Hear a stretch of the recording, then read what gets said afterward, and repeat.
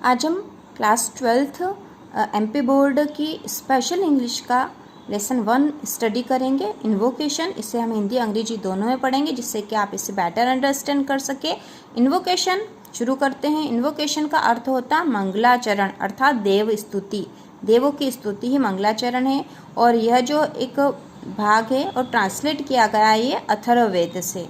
अथर्ववेद 4 वेदों में से एक है। 4 वेद होते हैं, ऋग्वेद, सामवेद, यजुर्वेद और अथर्ववेद।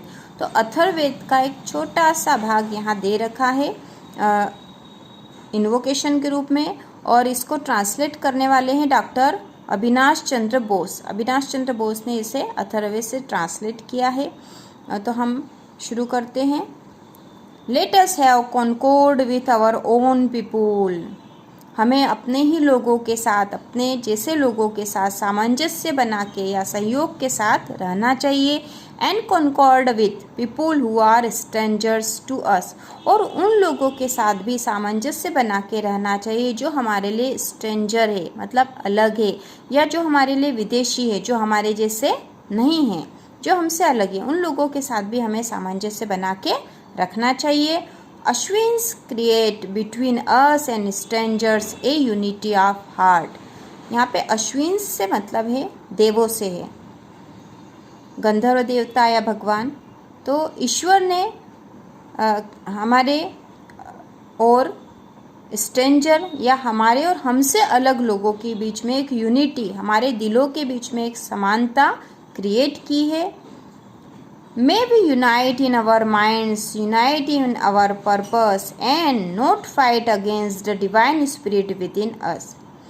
तो may we unite in our minds, हम अपने दिमाग में, हमारी सोच में एकता बनाए रखें, एक जैसे सोचने की कोशिश करें। unite in our purpose, हमारे उद्देश्य भी एक जैसे हों। and not fight against the divine spirit within us, और हम हमारे अंदर जो एक देव ईश्वर की आत्मा है, हमारे अंदर जो ईश्वर की आत्मा है या ईश्वरीय जो गुण है उसके खिलाफ हम फाइट नहीं करें, युद्ध नहीं करें। मतलब ये है कि हमारे अंदर जो ईश्वरीय गुण है, ईश्वर की जो अच्छाइयाँ है उसके खिलाफ हम फाइट नहीं करें, उसके अगेंस्ट नहीं जाए और बाकी सभी से सामंजस्य बना के रखें। Let not the battle cry rise amidst many slain. Let not the battle cry, battle cry rise, battle cry मतलब युद्ध की चीखें। युद्ध जब होता है तो उसमें बहुत सी आवाज़ें, सोल्जर्स की आवाज़ें आती हैं, उनकी चीखों की आवाज़ें आती हैं, उनके उत्साह की आवाज़ें आती हैं।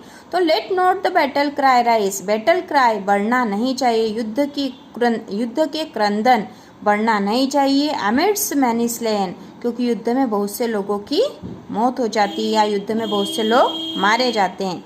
Not the arrow of the war god fall with the break of the day, और वार गोट मतलब युद्ध के देवता का जो धनुष है या जो एरो है, तीर है, वह दिन के अंत में गिरना नहीं चाहिए या टूटना नहीं चाहिए। Not the arrow of war god fall with the break of the day, दिन के अंत में युद्ध के देवता का तीर नहीं चलना चाहिए। अर्थात युद्ध में ऐसा कुछ नहीं होना चाहिए कि दोनों तरफ के लोगों को हानि हो। इस प्रकार इस जो पोयम का सार ये है कि हमें अपने लोगों के साथ सामंजस्य बना के रखना चाहिए और उन लोगों के साथ भी सामंजस्य बना के रखना चाहिए जो हमसे अलग हैं। 2 डिफरेंट तरह के लोग यदि हैं तो हमें अपने जैसे और अपने से अलग लोगों के बीच भी एक समानता या सामंजस्य बना के रखना चाहिए, उनसे भी सहयोग करना चाहिए, क्योंकि हमारे दिलों के बीच में एक समानता है जो कि ईश्वर ने हमारे लिए बनाई है और हमारे सोच में, हमारे उद्देश्यों में समानता होनी चाहिए।